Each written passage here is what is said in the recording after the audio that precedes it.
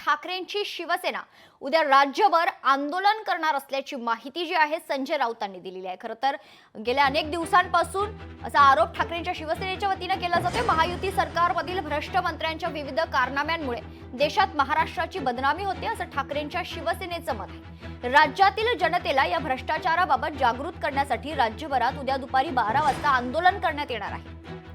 जिल्हाधिकारी कार्यालय आणि मुंबईतील सर्व विभागात हे आंदोलन संपन्न होईल। निवडणूक आयोग घोटाळेबाजांना संरक्षण देतं असा दावा संजय राऊतांनी केलाय।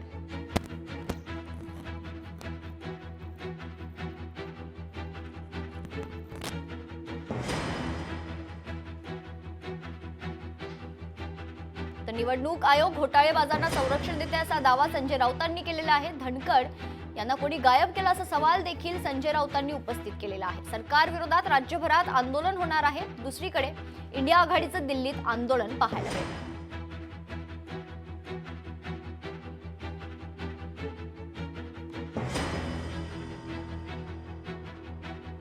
महाराष्ट्र लुटणाऱ्या दगाबाज या सरकारला पाठीशी घालतात।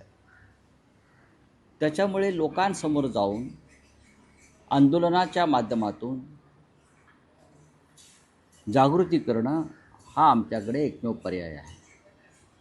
उद्या शिवसेनेतर्फे महाराष्ट्राच्या सर्व जिल्ह्यामध्ये या घोटाळेबाज सरकारविरुद्ध आंदोलन होईल। जिल्हास्तरावर स्वतः मुंबईमध्ये उद्धव ठाकरे दादर परिसरामध्ये आंदोलनात सहभागी होते।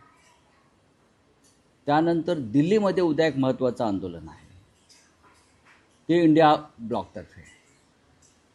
निवडणूक आयोगामध्ये किंवा मतपत्रिकेसंदर्भात किंवा निवडणूक पद्धतीमध्ये इतके घोटाळे आहेत की मोदी, शहा, फडणवीस यांच्यासारखे लोक संपूर्ण निवडणूक ही पैशाच्या आणि सत्तेच्या बळावरती चोरतात, हायजॅक करतात आणि त्या पद्धतीचे एजंट त्यांनी निर्माण केलेले आहेत। की काही लोक आम्हाला म्हणजे माननीय उद्धव ठाकरे यांनाही भेटलेले आहेत,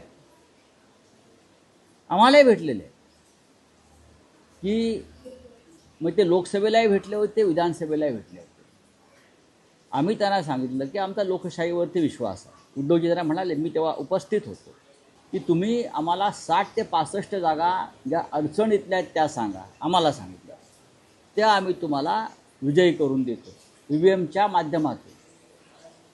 आम्ही म्हटलं तशी आम्हाला आवश्यकता वाटत नाही, पण त्याने इतकंही सांगितलं तुम्हाला जरी आवश्यकता वाटत नसली तरी समोर जे सरकारमध्ये आहेत त्यांनी अशा प्रकारची योजना EVMच्या माध्यमातून आणि मतदार याद्यांच्या माध्यमातून जे काम केलं आहे त्याच्यामुळे तुमचं अपयश आम्हाला दिसतं आहे। आम्ही तुम्हाला मदत करू शकतो। जगदीप धनखड यांनी राजीनामा दिल्यापासून 21 जुलैपासून आजपर्यंत या क्षणापर्यंत जगदीप धनखड कुठे आहेत, त्यांच्या प्रकृतीची काय स्थिती आहे, ते काय करत आहेत, ते कोणाबरोबर आहेत, त्यांचा मुक्काम कुठे आहे, ते बरे आहेत ना, मुळात ते आहेत ना, हां, त्यांना कुठे गायब केलं आहे का, या शंका आमच्या मनामध्ये येत आहेत। लोकशाही मराठी ऐका, पहा, जागरूक रहा।